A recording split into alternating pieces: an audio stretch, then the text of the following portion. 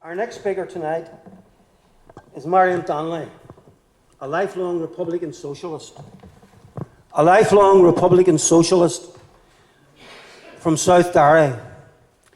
She was the first chairperson of the South Derry Northern Ireland Civil Rights Committee and has spent her life, along with her husband, struggling against sectarianism in all its forms. And tonight, she'll give us her memories and her thoughts of republicanism in the Northern Ireland Civil Rights Committee. Thank you.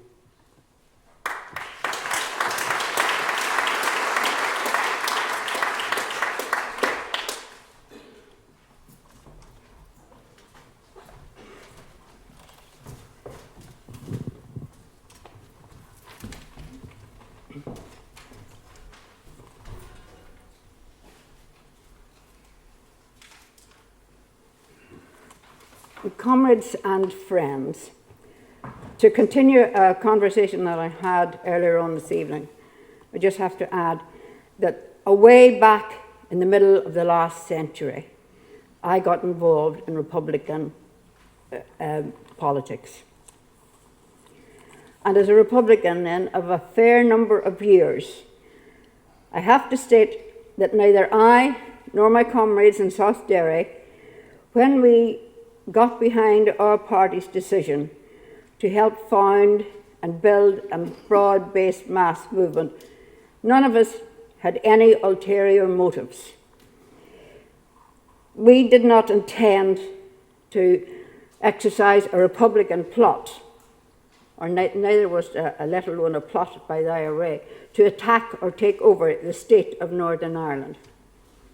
Our aim was to win civil rights for all the citizens, use peaceful means to achieve a democratic ends, and to reform the state of Northern Ireland.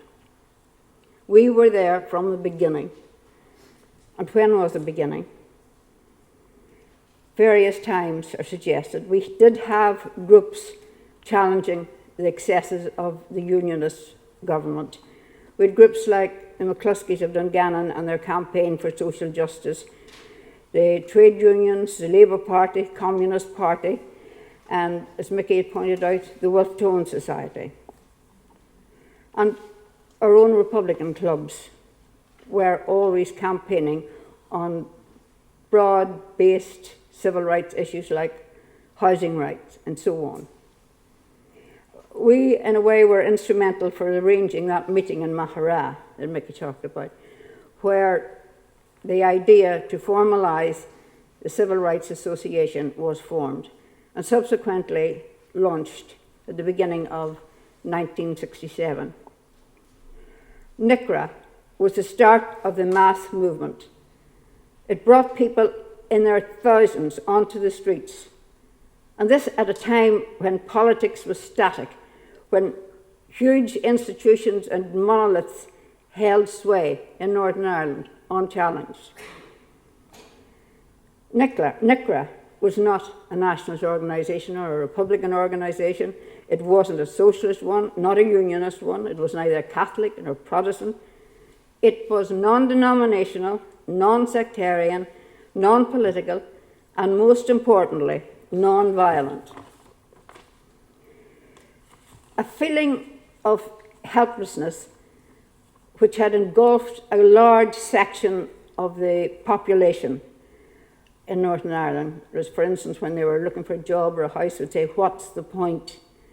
Now this was giving way to a simmering resentment and created the momentum for a successful civil rights campaign. A people that had been bereft of justice needed leadership, needed direction, and NICRA gave us that. It gave us courage, self-belief, and confidence to demand reform. People came to NICRA from different perspectives, different backgrounds, different expectations, different politics. That was the way in South Derry. Many would disagree on various issues, but within the CRA there was a common aim to bring justice and equality of citizenship, to bring democracy to Northern Ireland, And bearing in mind the state of the Northern Ireland situation at that time, that achievement would be a revolution in itself. For almost 50 years, the same Unionist Party had ensured its re-election at every turnaround to govern, or misgovern I should say, by every ruse possible.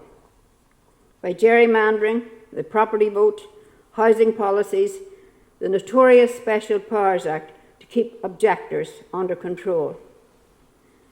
And Republicans were always objecting. Our party, Republican clubs as we were known then, was banned. We were not permitted to promote our politics.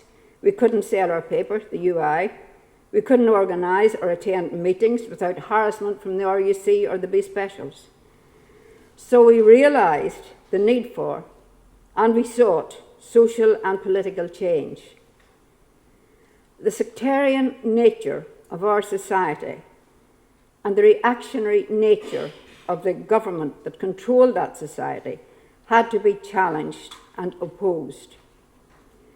The role of the Republican clubs was essential in highlighting and opposing all that corruption and abuses of the state.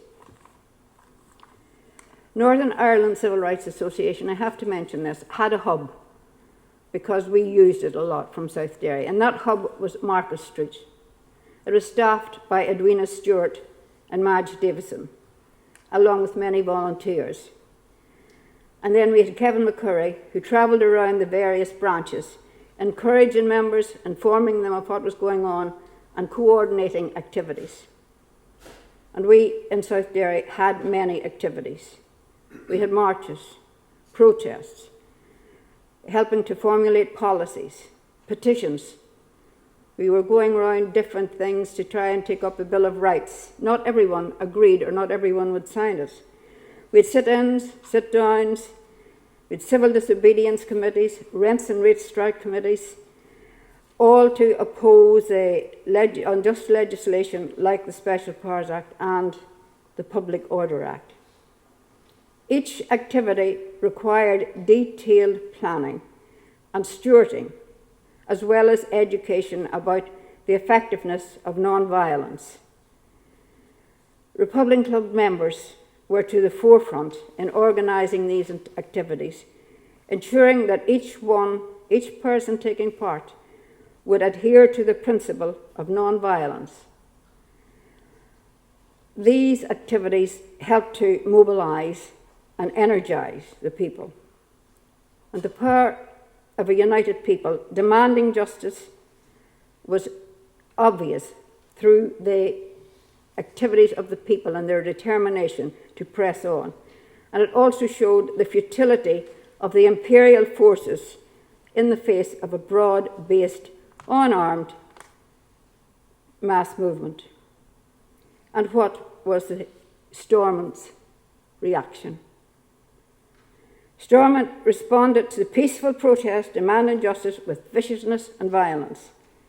It woke sectarianism in both camps, distorting the objectives of the CRA and aiming to destroy the broad-based mass movement.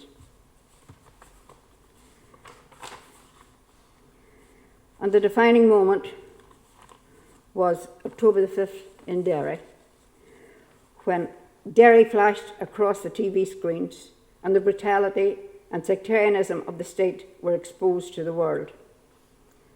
I always remember Liam Macmillan's words when he said, "What happened in Derry on October the 5th with the Civil Rights Association and the bloody reaction of the state did more in a few hours to rock the tribal orange establishment and more to boost the confidence of the minority than the previous decades of physical force had done."